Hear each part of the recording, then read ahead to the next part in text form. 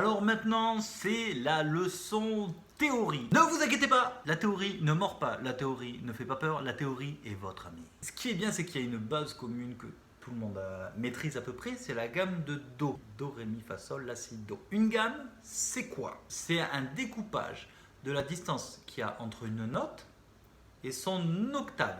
L'octave, c'est la note qui porte le même nom, donc de Do à Do. Physiquement, en fait, c'est juste une note qui a une onde exactement 2 fois plus rapide. Do, Do, Do, Do. Culturellement, on l'a découpé comme ça. Do, Ré, Mi, Fa, Sol, La, Si, Do. Do, Ré, Mi, Fa, Sol, La, Si, Do. Voilà, c'est complètement culturel. Comme quoi on subit le poids de notre culture et de notre passé et de nos ancêtres. Et nos ancêtres survivent grâce à cette tradition culturelle que nous transmettons par la musique.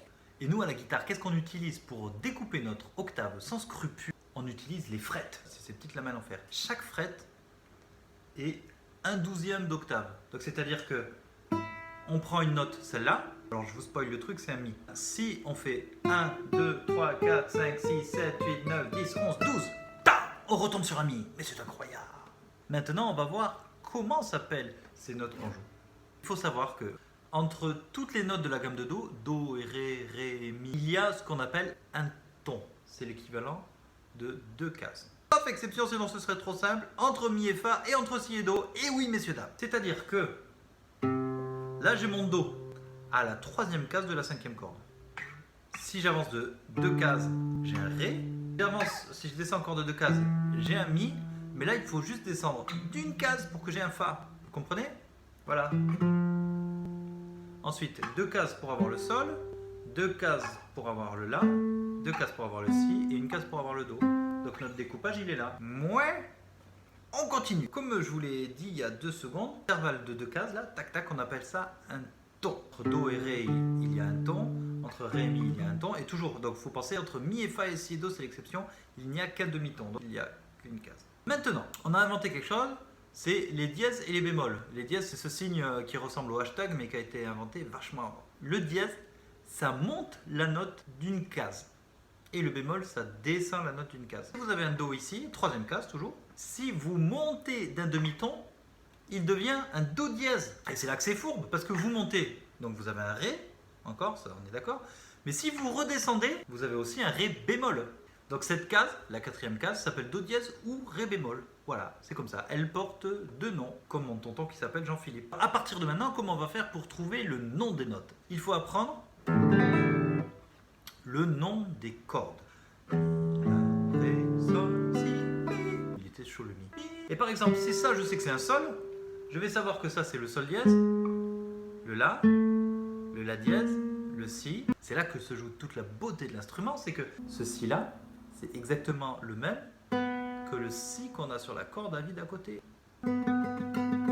Ces 2 notes sont des Si. Ça va vous permettre d'accorder votre guitare. Une fois que vous avez une corde qui est juste, parce que par exemple le La, vous l'avez pris à la tonalité du téléphone, ou alors encore mieux, vous avez un diapason. Vous savez que si vous faites La dièse, Si, Do, Do dièse, Ré, vous avez un Ré à la 5e case. Du coup, pour vous accorder, il faut faire quoi? Il faut jouer cette corde et la comparer à celle-là. Si vous avez la même note, comme ça, qu'elle est accordée, c'est bien. Si jamais vous entendez que la 2e corde est plus grave, il va falloir la monter. Voilà. Et si vous entendez qu'elle est plus aiguë, et bien vous la descendez.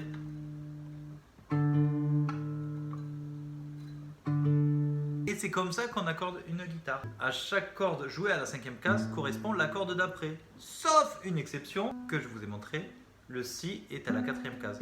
Mais toutes les autres, c'est à la 5e case. Là maintenant, c'est à vous de faire ce boulot. Apprendre toutes les notes du manche. C'est pas la peine d'apprendre ça par cœur très vite dans un premier temps. C'est quelque chose que vous allez apprendre à la longue. Le morceau que je vous ai appris il y a quelques vidéos, là vous pouvez jouer à dire mais quelles sont les notes? Ah, Si, Si, Do, Ré, Ré, Do, Si, La, Sol, Sol, La, Si, Si, La, Si, Si, Do, Ré, Ré, Do, Si, La, Sol, Sol, La, Si, La, Sol, Sol. Et c'est comme ça que vous allez les apprendre. Ça sert à rien de faire un travail très rébarbatif, d'apprendre tac, note par note, note par note. Et sachez que maintenant dans mes vidéos, je vais appeler les notes par leur nom. Voilà, comme ça ce sera plus simple et comme ça, ça nous fera bosser tous les deux.